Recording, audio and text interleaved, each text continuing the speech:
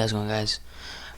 Before we start into talking about what's going on in IndyCar, I just want to pay a tribute to the three people who died this past week: Malcolm-Jamal Warner, Ozzy Osbourne, and Terry Bollea, but you guys know him as Hulk Hogan. If you don't know who Malcolm-Jamal Warner is, he played Theo Huxtable on The Cosby Show, and he was a great actor. His death is really unfortunate. Unfortunately, he drowned.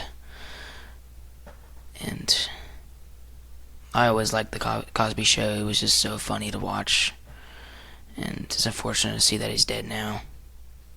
Ozzy Osbourne, the Prince of Darkness. I mean, I was so shocked he was alive this whole time because, just literally right after his last tour, suffering from Parkinson's disease is pretty terrible, and for him to still do that tour with all the Parkinson's is insane to me. And I believe he was 76, and unfortunately he passed away on July 22nd. Malcolm-Jamal Warner died on July 20th, but was released on July 21st, I believe. And then on July 24th, Hulk Hogan passed away. Hulk Hogan, a WWE Hall of Famer.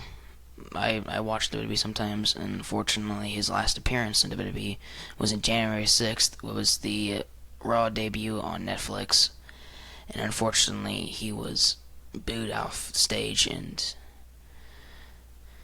I know all the past stuff that's happened to him, and people, still kind of can't forgive him for that, but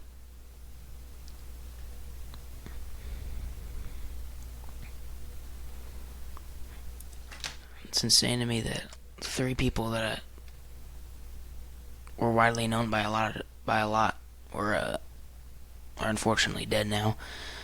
I was shocked to hear the news of Malcolm, Ozzy, and Hulk. My condolences go to the family and friends of these three legends who unfortunately passed away. Rest in peace to Malcolm-Jamal Warner. Rest in peace to Ozzy Osbourne. And rest in peace to Hulk Hogan. Hey, guys, welcome to Elementary with Racer Historian, and today we're talking about the Java House Grand Prix of Monterey. Before we talk about that, the winner at Toronto was Pato O'Ward, and he is gaining on Alex Palou in the championship battle. It is between four right now. That is Palou, O'Ward, Kirkwood, and Dixon. Later today was race 1 of the Indy Next Grand Prix of Monterey, and the winner was Kyle Collette, barely holding off Dennis Hauger. Tomorrow is race 2, and the IndyCar race, obviously, for the Java House Grand Prix Monterey. Here are the practice 1 results. Pato O'Ward topped the charts. Colton Herta in 2nd, Marcus Armstrong in 3rd, Alex Palou in 4th, Callum Ilott in 5th, Christian Rasmussen in 6th, Kyle Kirkwood in 7th, Felix Rosenqvist in 8th, Louis Foster in 9th, Christian Lundgaard in 10th, David Malukas in 11th, Rinus VeeKay in 12th, Kiffin Simpson in 13th, Jacob Abel in 14th, Stingray Robb in 15th, Scott McLaughlin in 16th, Will Power in 17th, Marcus Ericsson in 18th, Nolan Siegel in 19th, Robert Schwartzman in 20th, Graham Rahal in 21st, Connor Daly in 22nd, Santino Ferrucci in 23rd, Scott Dixon in 24th, Devlin DiFrancesco in 25th, Joseph Newgarden in 26th, and Alexander Rossi in 20th. Practice 2 was canceled this morning due to weather, and apparently tomorrow morning was supposed to be a warm-up, but due to weather, that's probably going to happen in the morning, I believe. It was moved to tonight at 7, and basically the final practice for IndyCar. But for qualifications, Alex Palou got the pole, Pato O'Ward in 2nd, Colton Herta in 3rd, Joseph Newgarden in 4th, Will Power in 5th, David Malukas in 6th, Christian Lundgaard in 7th, Graham Rahal in 8th, Louis Foster in 9th, Marcus Armstrong in 10th, Christian Rasmussen in 11th, Felix Rosenqvist in 12th, Scott McLaughlin in 13th, Kiffin Simpson in 14th, Marcus Ericsson in 15th, Nolan Siegel in 16th, Rinus VeeKay in 17th, Kyle Kirkwood in 18th, Scott Dixon in 19th, Santino Ferrucci in 20th, Jacob Abel in 21st, Alexander Rossi in 22nd, Connor Daly in 23rd, Callum Ilott in 24th, Robert Schwartzman in 25th, Stingray Robb in 26th, and Devlin DiFrancesco in 27th. For final practice / warm-up, Colton Herta topped the charts, Alex Palou in 2nd, Scott Dixon in 3rd, Nolan Siegel in 4th, Felix Rosenquist in 5th, Joseph Newgarden in 6th, Rinus VeeKay in 7th, David Malukas in 8th, Marcus Armstrong in 9th, Alexander Rossi in 10th, Pato O'Ward in 11th, Graham Rahal in 12th,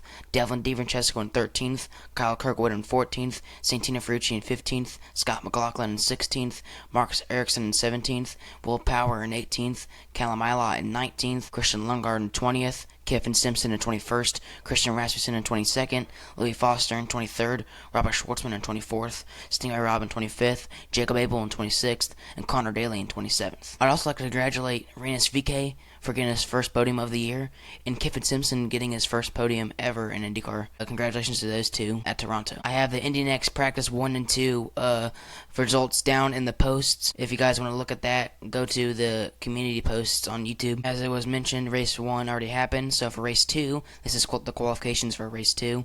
Kyle Collette, the winner today in Race 1, got pole.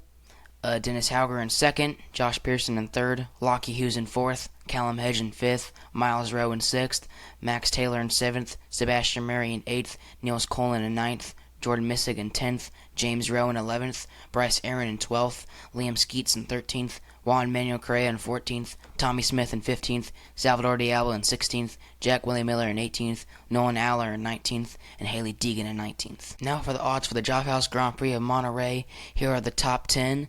The top 10 are Alex Palou, Kyle Kirkwood, Pato O'Ward, Scott McLaughlin, Joseph Newgarden, Colton Herta, Scott Dixon, Christian Lundgaard, Will Power, and Felix Rosenquist. I think Alex Palou is going to win this one. Pato O'Ward is putting on some strength in these last few races, and he is trying to get that championship lead over Alex Palou. So those are the two main people I'm looking for, obviously, but I think Palou is going to do it at Monterey. Toronto races maintain the 700,000 viewership for IndyCar on Fox. Now, unfortunately, a direct year-to-year comparison was not available due to last year's race at Toronto was aired on Peacock, a streaming service. Fox has done an amazing job with its audience this year, and that is amazing for them. Felix Rosenquist's livery for Laguna Seca and Portland is the Grateful Dead tribute. There is some talk that there might be some expansion for Cusick Motorsports, who is in a partnership with DRR, also known as Dreyer and Rimbold Racing. Broadcast window for Nashville is extended by Fox, where they'll have a pre-race IndyCar coverage for Nashville. Aaron McLaren is expanding their new Indianapolis shop. That is all the IndyCar news we have for you guys. Unfortunately, I did not hear this, but I was wondering why Ricardo Escoto is not racing at Monterey, and Andretti Cape Indy Next has parted ways with Ricardo Escoto. Andretti Cape Indy Next released a statement where it said that they wish Ricardo the best in his future endeavors. Tune in on Fox tomorrow at 3 p.m. for the Job House Grand Prix of Monterey, and for Race 2 of the Indy Next Grand Prix of Monterey on FS1 at 1. Next episode will be episode 13 on August 9th for the BitNile.com Grand Prix of Portland and the Indy Next Grand Prix of Portland. If you guys did not know, I went to some NASCAR races here in Indy. For the truck series, Lane Riggs from Front Row Motorsports won the T-Sport 200 at IRP. And today, Connor Zilish from Junior Motorsports won the Pennzoil 250. Tomorrow is the Brickyard 400, which I'll be going to. I am breeding for Trackhouse Racing and Legacy Motor Club. Thank you guys for watching. Tune in on August 9th for the next episode, episode 13 of All of Indy with Racer Historian. And I'll see you guys later. Deuces.